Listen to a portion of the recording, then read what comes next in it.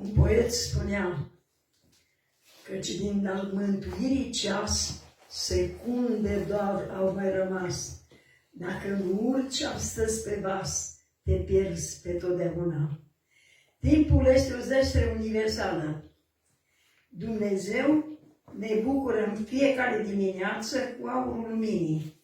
Să ne bucurăm că ne-a mai dăruit încă o zi de har.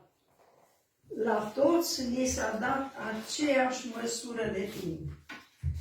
Depinde ce facem cu el. O parte din timp care ne este dăruit îl dormim. O parte ne este răpit.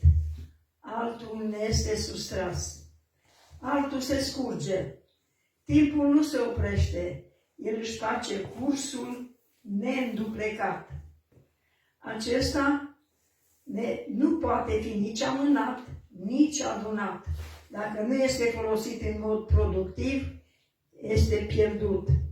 Timpul trecut cuprinde cu amintiri prețioase. Timpul prezent, folosește-l.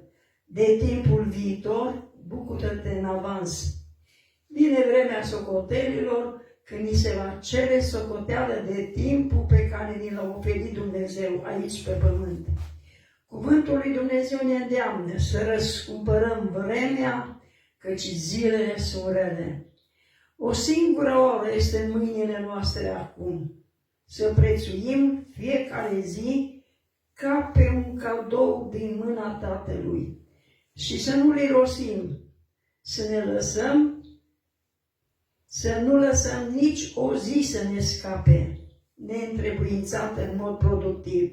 Să nu risipim acest cadou minunat numit ziua de astăzi. Timpul nu are buton de oprire. Să prețuim timpul care ne este dat aici pe pământ și chiar și fiecare zi. O veste bună vă aduc. Am un mesaj încredințat. E veste bună căci Iisus ne-a pregătit un loc și sus. Aici pe toți ne-a invitat. Să vină cel trudit pe cale, să vină cel ce a obosit, să vină cel rămas în urmă, ce s-a pierdut, poate din turmă. Să vină, locul pregătit. Portița-i pentru toți deschisă și ușa oricând descuiată. Aici se află un izvor pentru truditul călător, iar pâinea vieții fără de plată. Ne-a fost aici pregătit un loc sacru de întâlnire cu Cel ce a coborât de sus, cu Prințul Păcii, cu Iisus, până când va fi a sa venire. Nici pentru cei ce au adormit răsplata nu li se va pierde, ce au semănat a răsărit, sămânța lor a încolțit, iar rodul abia acum se vede. Numai trecând prin școala toamnei încep să vezi ochi deschiși. Vezi viața cât un lat de mână, amenințată de furtună, ci trecătoare ca un vis.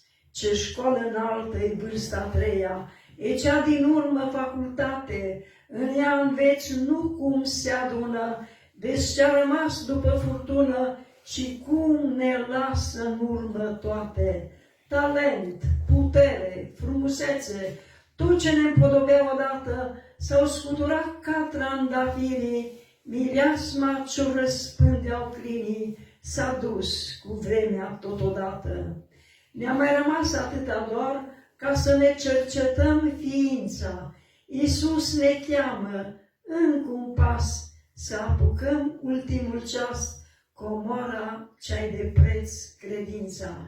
Eu vă salut cu drag pe toți, vă spun azi la toți pace. Vă ridicați privirea în sus, că voi știți bine căci Iisus, precum s-a dus, se va întoarce. Amin. Amin.